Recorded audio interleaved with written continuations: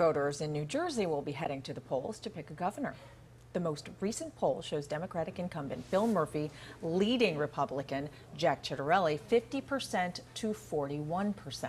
All right, I'll be speaking to both of the candidates tomorrow in sit-down interviews during a Picks on Politics special governors forum that begins at 7 p.m. They are extensive interviews on all of the issues. But this morning, we want to talk about what makes this election different from any other in the Garden State. So joining us is New Jersey's Secretary of State, Tahesha, to tell us all about early voting, which, by the way, starts this weekend. So, Secretary of State, good to see you this morning. Thanks for being here. Good to see you, Dan and Hazel. So let's be very clear here. Early voting isn't new for New Jersey, right? But early in-person voting, that is happening for the very first time in this general election. What's the difference here?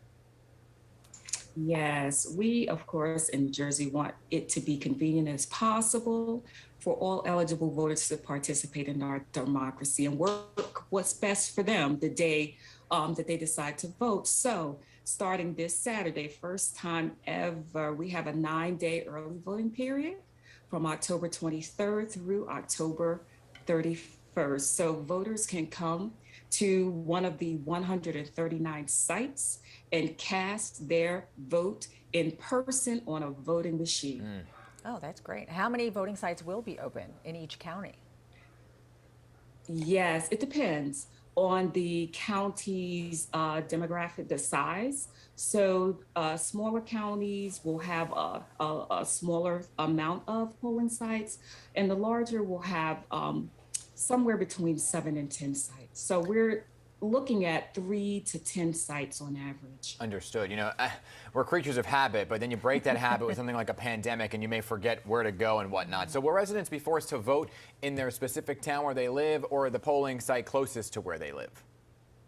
No, that's the good thing about in-person early voting. And we have been up and down the state informing our voters. Go to vote.nj.gov for all of the relevant information, because with in-person early voting, you have to vote in your county, but look for the sites within your county to vote.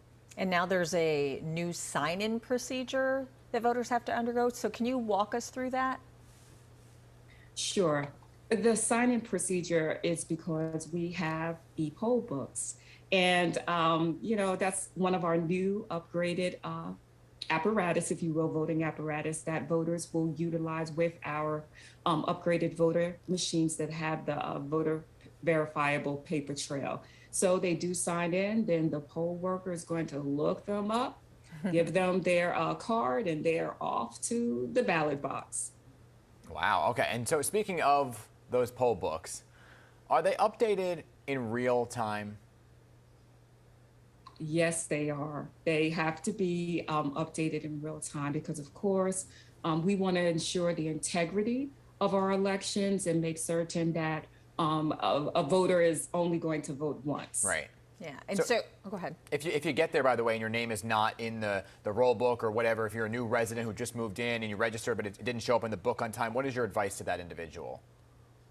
Well, you know, that's why we have the provisional ballots that they can cast so that they can, the county can verify whether or not they are a valid voter.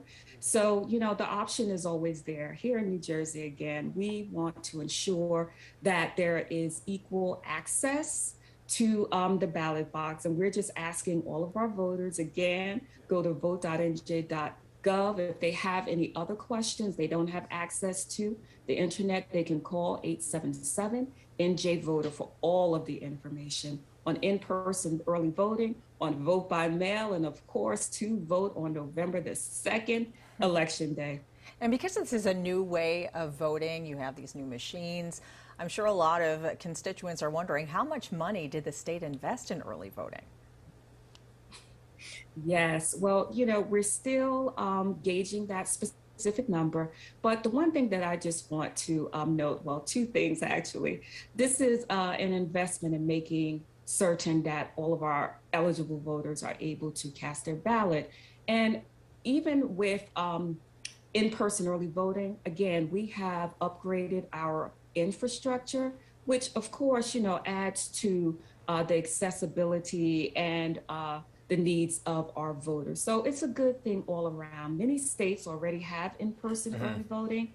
And the one thing that can be said is that turnout exponentially increases year by year. So, you know, we're proud to be part of the crew of in-person early voting.